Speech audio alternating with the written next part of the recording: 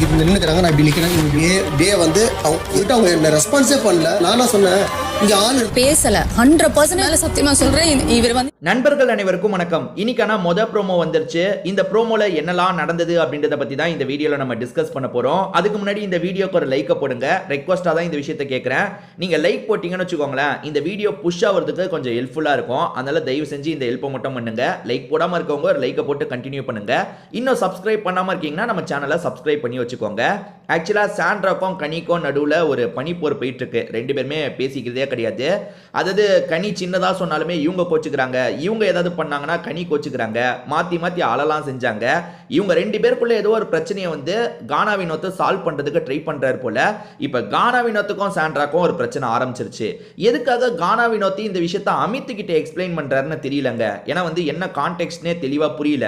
ஆக்சுவலா சாண்ட்ரா ஏதோ ஒன்று பண்ணியிருக்காங்க, அதுல கனி அஃபண்ட் ஆயிருக்காங்க போல. அதை பத்தி தான் இந்த இடத்துல கானா வினோத் எக்ஸ்பிளைன் பண்ணிட்டு இருக்காரு. பேசிட்டு இருக்கும் போது இவங்க பாட்டுக்கு ரெஸ்பான்ஸ் பண்ணாம இப்படி போயிட்டு இருக்காங்க, ஏன் இப்படி பண்றாங்க அப்படின்னு கனி என்ன பார்த்து கேட்கறாங்க அப்படின்ற மாதிரிலாம் கானா வினோத் சொல்றாரு. அதாவது கனி ஏதோ பேசுறதுக்கு ட்ரை பண்ணியிருக்காங்களோ ஏதோ பண்ணியிருக்காங்க போல, சாண்ட்ரா கண்டுக்காத மாதிரி போயிட்டு இருக்காங்க. அதை பத்தி தான் இந்த இடத்துல அமித் கிட்ட இவர் எக்ஸ்பிளைன் பண்ணிட்டு இருக்காரு. உடனே வந்து கானா வினோத் என்ன சொல்றாருன்னா, ஆள் இருந்தா தள்ளி போக சொல்லுங்க, உங்க வீடு தானே, இது உங்க வீடு தானே அப்படின்ற மாதிரிலாம் கேட்டிருக்காரு போல. நான் முன்னாடியே சொன்ன மாதிரி இந்த சண்டையோட கான்டெக்ஸ்டே என்னன்னு தெரியல. அதாவது எப்படி இந்த சண்டை உண்டாச்சு, யார் யாருக்கு இந்த சண்டை நடந்தது, ஏற்கனவே முடிஞ்சு போன இன்சிடென்ட்டை பத்தி பேசுறாங்களா இல்ல இதுக்கப்புறம் நடக்க போற இன்சிடென்ட்டை பத்தி பேசுறாங்களா எதுவுமே தெரியல. ஸோ கானா வினோத் இந்த டைலாக்லாம் சொல்றாரு. என்ன சொல்றாரு, பேசிட்டு இருக்கும் போது இவங்க ரெஸ்பான்ஸ் பண்ணாம கடந்து போயிட்டு இருக்காங்க, ஏன் இப்படி பண்றாங்கன்னு கனி என்ன பார்த்து கேட்கறாங்க.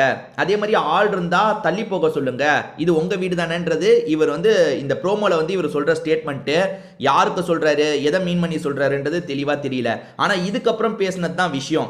என்னன்னா நடந்த விஷயத்தெல்லாம் கானா வினோத் அமித் கிட்ட சொல்லிட்டு இருக்கும் போது நடுவுல மறைச்சு சாண்ட்ரா பேச ஆரம்பிக்கிறாங்க. என்ன சொல்றாங்கன்னா, இவர் இந்த டோன்ல இந்த விஷயத்த பேசல, அதாவது இப்போ வந்து சாதாரணமா இந்த விஷயத்த சொல்றாருல, ஆனா இந்த டோன்ல என்கிட்ட பேசல, வேற ஒரு டோன்ல என்கிட்ட பேசினாரு அப்படின்ற மாதிரி சொல்றாங்க. அதாவது கொஞ்சம் கோவமா பேசியிருப்பாரு, இல்ல கிண்டலா பேசியிருப்பாரு, வேற ஒரு டோன்ல பேசினதா சாண்ட்ரா சொல்லிட்டு இருக்காங்க.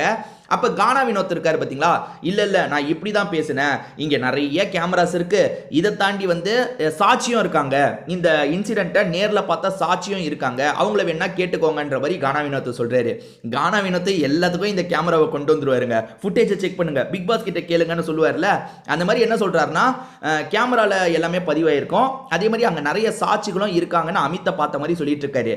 அப்ப சாண்ட்ரா என்ன பண்றாங்கன்னா, திரும்ப திரும்ப சொல்றாங்க, அவர் இந்த டோன்ல சொல்ல, சத்தியமா அவர் இந்த டோன்ல சொல்ல, என் குழந்தைங்க மேல சத்தியம் பண்றேன்னு சொல்றாங்க.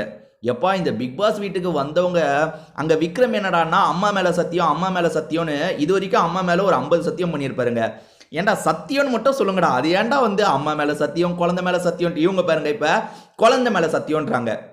அதாவது நான் பேசுறது முழுக்க முழுக்க உண்மைன்றதை ப்ரூவ் பண்றதுக்கு எல்லாரும் என்ன பண்றாங்கன்னா, ஒன்னு அம்மா மேல சத்தியம் பண்ணிடுறாங்க, அப்படி இல்லைன்னா குழந்தைங்க மேல சத்தியம் பண்ணிடுறாங்க. சாமிங்களா, கேம் விளையாடுறதுக்கு வந்திருக்கீங்கப்பா, குழந்தை மாதிரி நம்ம தான் ஸ்கூல் டைம்ல பண்ணுவோம் அம்மா மேல சத்தியம், அப்பெல்லாம் ஸ்கூல் டைம்ல நம்ம பண்ணுவாங்க, அதை போய் இவனுங்க எரும மாடு வயசுல பண்ணிட்டு இருக்காங்க. பார்க்கும் போதே செம்ம சிரிப்பா இருக்கு.